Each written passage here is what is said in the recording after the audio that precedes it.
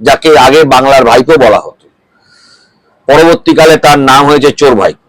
চিয়ে তাকে বলা হয় বাংলার বহিষ্কৃত মুখ্যমন্ত্রী। তিনি হেরে যাওয়ার পরেও চেয়ারে বসে আছেন, পদলোভী একজন ব্যক্তি। এখনো মেলেনি 21শে জুলাইয়ের সভার অনুমতি। তার আগেই 2025 সালে শহরের গুরুত্বপূর্ণ রাস্তা বন্ধ করে সভা আয়োজনের অভিযোগে এবার তৃণমূল নেত্রী মমতা বন্দ্যোপাধ্যায়ের কাছে হলফনামা তলব করলো হাইকোর্ট। 2018 সালে কলকাতা হাইকোর্টের স্পষ্ট নির্দেশ ছিল, শহরের কোনো বড় বা গুরুত্বপূর্ণ রাস্তা দখল করে বা বন্ধ করে রাজনৈতিক সভা সমাবেশ করা যাবে না। সাধারণ মানুষের দুর্ভোগের কথা মাথায় রেখে নেওয়া হাইকোর্টের এই সিদ্ধান্তকে অবমাননা করেই ভিক্টোরিয়া হাউসের সামনের মোড়ে 2025 সালে অনুষ্ঠিত হয় বিরাট সভা।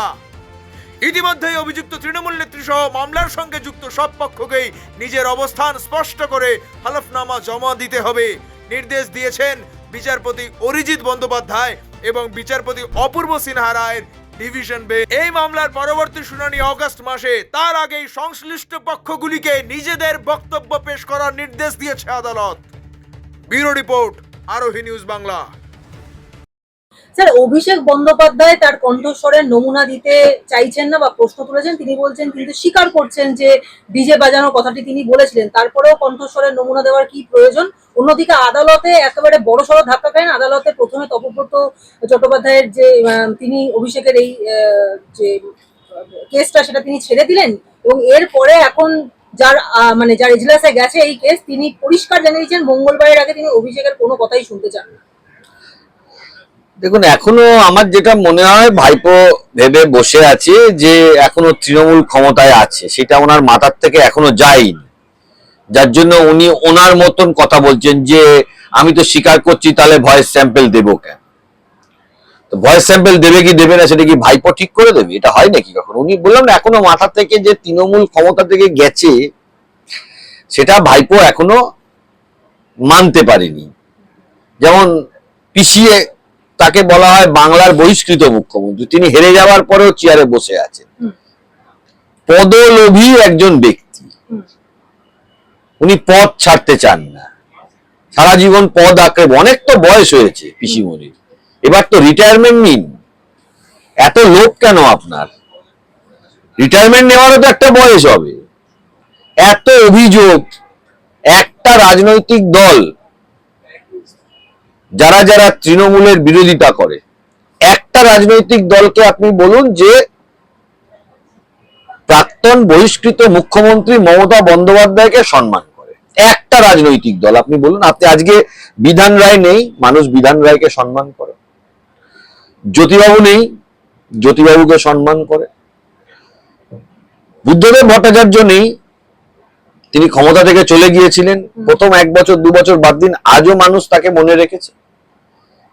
একটা রাজনৈতিক দল বলুন, সাধারণ মানুষ বলুন, কে ওনাকে সমর্থন করে সেইটা বার করবে, শুধু ওনার নিজের যে কজন কোম্পানিতে চাকরি করে তাদের বাদ দিয়ে।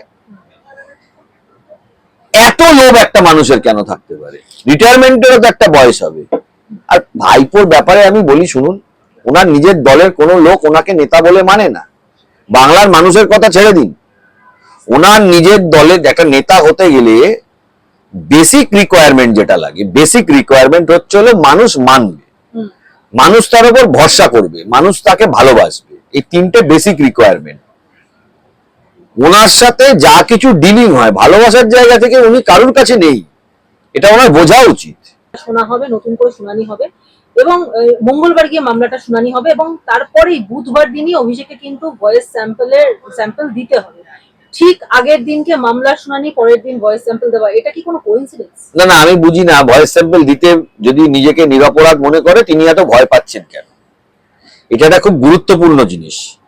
তিনি ভয়েস স্যাম্পল দিতে, ভাইপো যাকে আগে বাংলার ভাইপো বলা হতো, পরবর্তীকালে তার নাম হয়েছে চোর ভাইপো, হ্যাঁ, তিনি এই ভয়েস স্যাম্পলটা দিতে ভয় পাচ্ছেন কি কারণে? প্রশ্নটা কেন কেন ভয় পাচ্ছেন, এটা একটা বড় প্রশ্ন।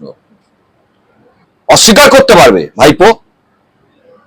1 নম্বর কোর্টে ঝাঁকিয়ে ঝাঁকিয়ে লোক এসে ঝামেলা করেছিল যখন 2021 সালের সময়, অস্বীকার করতে পারবে ভাইপো?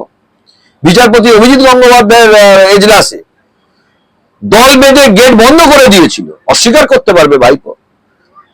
আরো বিচারপতি যারা রয়েছেন, যারা সিটিং বিচারপতি রয়েছেন, হয়তো সবার নাম আমি বললাম না, তিনি আজকে আমাদের বিচারপতি তিনি এখন ছেড়ে দিয়েছেন, যখন কোর্ট প্রসিডিং চলছে অন্তত 7টা-8টা বিচারপতির ঘর বন্ধ করে রাখার চেষ্টা করেছিল, মারপিট করেছিল, সেটা করেনি। প্রকাশ্যে বিচারপতিদের নামে উল্টো পাল্টা কথা তিনি বলেননি। আপনি সিঙ্গেল বেঞ্চে হেরেছেন, ডিভিশন বেঞ্চে হেরেছেন, তৎকালীন আপনার সরকার, সুপ্রিম কোর্টে আপনার সরকার হেরেছে, তারপরে আপনি বলেছেন বিচারপতির বাড়িতে পোস্টারিং হয়েছে। পশ্চিমবাংলার 75 বছর ইতিহাস, এই স্বাধীনতার 75 বছর ইতিহাসে কোন রাজ্যে এই জিনিস ঘটেছে আপনি আমাকে দেখান। আপনাদের প্রশাসন ছিল, আপনাদের সরকার ছিল, কোনোদিন ইয়ে করে বিচারপতির পরিবারকে হ্যাকেল করা হয়েছে। এগুলো কন্টেম্প্ট অফ কোর্ট নয়,